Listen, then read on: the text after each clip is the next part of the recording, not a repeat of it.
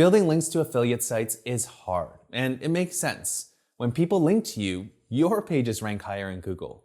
You get referral traffic, and you make more money. But what are you offering them? Value for their audience?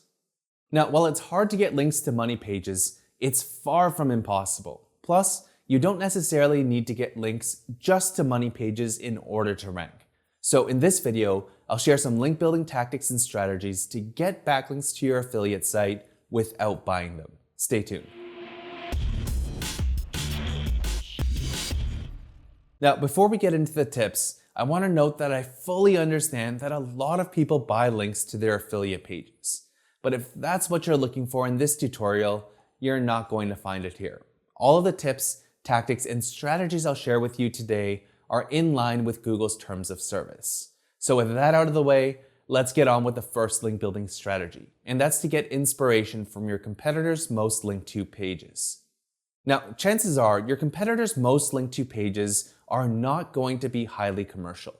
Reason being, more people will link to pages that add some kind of value for their content. But these pages are still important because as you get more backlinks to them, the authority of those pages increase. And because you own the site, you can add internal links from these pages to effectively pass PageRank to your money pages. So to get started, you'll need to find one of the bigger affiliate players in your niche. Assuming you were in the personal finance niche, that might be a site like nerdwallet.com. So I'll take that domain and enter it into Ahrefs Site Explorer. Next, I'll head over to the Best Buy Links report. Now, just by looking at the titles and URLs, you'll see that some of their most linked to pages are how-to guides on popular topics, data studies, and free tools. Another example is this affiliate site in the ultra-competitive web hosting space. Their most linked to page by far is a stats page. And even though the page redirects to a new domain, you'll see they're taking advantage of the power of internal links in their navigation. As well as in point 31, where they link to their best web hosting company's page and specific hosting company reviews. Now, it's important to note that just because you create content on the same topic, it doesn't mean you'll get links. You'll need to reach out to prospects, which would likely be the people who are linking to the pages you gained inspiration from. And to actually improve your hit rate on outreach, it makes sense to analyze the link profiles of these pages, look for what we call linkable points, and see if you can improve or innovate on the topic, ideally so it supports these linkable points. We have a 3-part video series where we did this for a stats page, which I highly recommend watching. I'll link up the videos in the description. Alright, the next link building strategy is to run Google Ads for queries that are a part of the vicious cycle of SEO. The vicious cycle of SEO is a theory that top-ranking pages continually get links because of their high ranking position. And because that page continues to earn links, it continues to rank high, resulting in a vicious cycle. Now, not all pages will get links because of their high ranking position. Pages that are part of this vicious cycle tend to be reserved for specific queries that attract bloggers and journalists or people with the power to link to a page. For example, stats pages are a perfect example of this. Let's say you're writing a blog post on why you should adopt SEO as a marketing strategy. And as you're writing your post, you might want to include a stat to strengthen a point. So you'll probably go search for it in Google, visit a top-ranking page, find the stat they were looking for, and then cite the page where they found it. Link acquired. Now, the easiest place to find these queries is with a keyword research tool like Ahrefs Keywords Explorer. Just enter a few broad queries related to your niche and then run the search. Next, head over to the Matching Terms report. Now, to narrow in on these queries, let's hit the include box and search for words like stats, statistics, fact, and facts. I'll also hit the Any Word tab since we want to see all keyword ideas that include one of these words in addition to one of our seeds. Hit apply, and you'll see a list of potential topics worth going after. Now, outside of stats pages, it's tough to find these types of queries at scale, but there are ways you can look at a page's link profile to see if it's a potential participant of the vicious cycle of SEO. The strategy in a nutshell is to compare a top page's link velocity with its estimated organic traffic. And the higher the percentage, the more likely it is that the topic is a natural link magnet. To get started, you'll need a backlink analysis tool like Ahrefs Site Explorer. So I'll paste in the URL of our SEO stats page and run the search. Now, there are a few things we'll do here to validate the topic. The first thing is a 2-second check to see if the page has consistently been getting new referring domains over an extended period of time. And on the referring domains chart in Ahrefs Site Explorer, the graph will look something like this, where it's going up and to the right on a somewhat consistent basis and at a somewhat consistent velocity. Check. Next, you'll want to see that they've ranked for their main topic for an extended period of time. To do that, let's head over to the Organic Keywords report. As you can see, our page is ranking high for the main query SEO statistics. Now, if I hit this button to open the position history graph, you'll see that our page has consistently ranked at or near the top of Google for this query for over a year. Check. Third, you'll want to see if the referring domains earned over this period are actually decent, meaning it's not a bunch of spam from Blogspot, coupon sites, forum profiles, or whatever. So let's head over to the backlinks report, and then we'll need to set some filters. First, I'll set a minimum DR filter of something like 30, which will weed out a lot of low authority sites and link spam.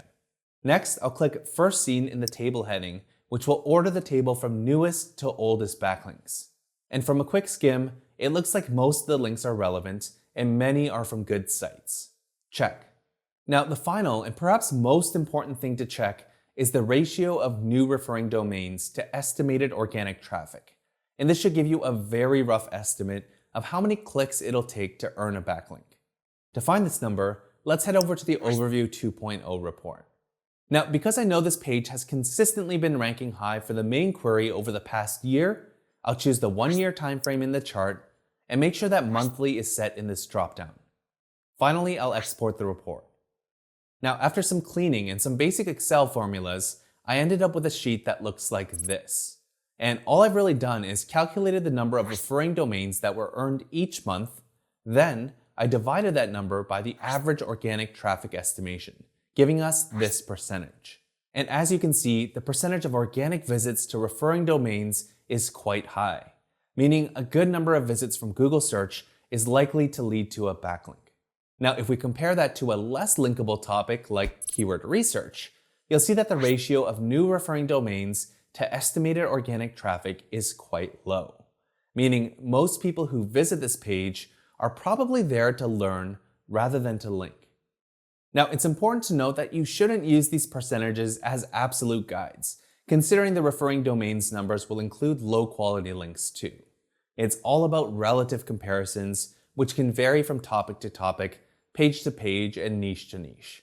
Ultimately, you'll have to test your theory and run some ads to the page to see if it results in links. So for our SEO stats article that we ran ads to, we had a total of 22 referring domains from 1,664 clicks, meaning around 1.3% of paid visits resulted in a new referring domain. We have a full video on how we built links using Google Ads to our SEO stats page, so I'll link that up in the description. All right, the next tactic is guest posting. Guest posting is when you publish content on someone else's site. And while it can be a great strategy to get yourself in front of other audiences, it also works as a link building strategy because you have some control over the pages that are linked to. So to find prospects, you can use a tool like Ahrefs Content Explorer, which will help you find relevant content and websites in your niche. So assuming I was in the personal finance industry, I might search for a broad keyword like budgeting. Next, I'll set a domain rating filter to a range like 30 to 60, which will weed out a lot of low authority sites, as well as the huge news publications that'll be tougher to get a guest posting gig. I'll also set a minimum website traffic filter to 5,000, which will show us pages from websites that are likely to be in good standing with Google. Finally, I'll hit the 1 page per domain filter, since we don't need to pitch the same website multiple times. Now, with around 30,000 websites, we'll need to prioritize our prospects appropriately. So let's head on over to the Websites tab, which will show us the top 100 websites based on our search results. And all I'm going to do is sort the table by authors, because if a website has multiple authors, chances are they're accepting guest posts. From here, just skim through the domain names and look for ones that look like they're relevant to your niche and pitch accordingly. We have a full video on how to do guest posting, so I'll link that up in the description. All right, the next strategy is to create link-bait data studies with strategic partners. You probably already know that data studies attract backlinks. To prove my point, 4 out of our top 5 blog posts are or used to be a data study at some point. Now, for a company like Ahrefs, it's easier to create these studies because we have petabytes upon petabytes of data. But for an average affiliate site, you probably won't have any data, or at least anything that's meaningful to the community you serve. However, there's a good chance that others in your industry have access to this data. And beyond access, strategically partnering with other site owners can have multiple benefits. More on this in a bit, because first, you'll need to come up with an interesting idea that'll appeal to your target audience. And ideally, you'll want it to be something that A, hasn't been done before, and B, can't be better served by another source. For example, creating a study on American debt would probably be a tough topic to tackle because you'd only be able to sample a small portion of these people, plus there are official sources that already release this data. Unfortunately, there isn't a formula to come up with these ideas, so you'll have to brainstorm some on your own or with your team. But to try and get your creative juices flowing, a few examples we've done in the past include a search traffic study that shows that nearly 91% of content gets no traffic from Google, a study of 2 million featured snippets and what you can learn from them, and a study on how long it takes to rank in Google, based on 2 million random keywords. Alright, once you have your idea set, you'll need to find strategic partners. And by strategic, I'm talking about big sites who have an email list with your target audience. Now, if you're a nobody in your industry, people are less likely to be excited about partnering with you. So an alternative is to pay these site owners for a sponsored newsletter. And in that newsletter, you can promote a simple survey and briefly explain why they should take it. This is how you can collect data. For example, if I had an affiliate site on baby products and I wanted to create a data study on how much parents trust Google for medical advice, I might contact industry leaders like Baby Center and The Bump. I'd also contact large mom blogs who would also have my target audience of moms on their email list. Now, the beauty of this strategy is that after you create your data study, each person who helped you collect data will be potential prospects to amplify your content. And this leads to more eyeballs, which can lead to more links. On top of that, you get the added benefits of earning new email subscribers and establishing yourself as an authority in your niche. Now, in terms of actually getting links to the page with some intentional effort, you'll need to do some prospecting. And in my opinion, the best place to do this is in Content Explorer. Now, because our example study is on how many parents trust Google for medical advice, we could run a title search for something like Dr. Google, which is a common phrase people use to describe medical advice from Google searches. Then it's just a matter of visiting these pages and looking for a good reason to contact the author. For example, this page states that 35% of US adults have gone online to try to identify a medical condition in themselves or someone else. And if your study has something interesting to add to this, like 35% of parents search for information, but only 10% trust Google for self-diagnosis, then it could potentially be an interesting angle for your outreach email. Alright, the final tip I have for you is to use HARO to power your homepage. HARO stands for Help a Reporter Out, and it's a place where journalists can connect with sources and sources with journalists.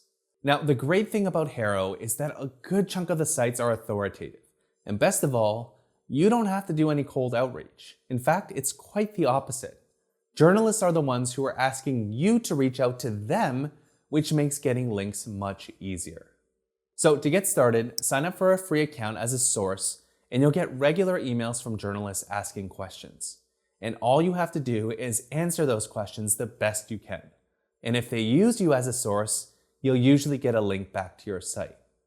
Now, while the majority of these links will point to your homepage, it helps to create a healthy link profile of branded anchors, and you can use this page to funnel PageRank to your money pages.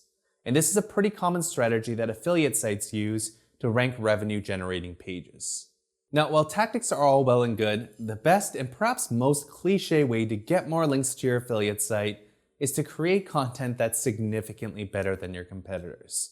This makes outreach much easier, more effective, and more enjoyable. So go and try these out for your site. And if you enjoyed this video, make sure to like, share, and subscribe for more actionable SEO and marketing tutorials. I'll see you in the next one.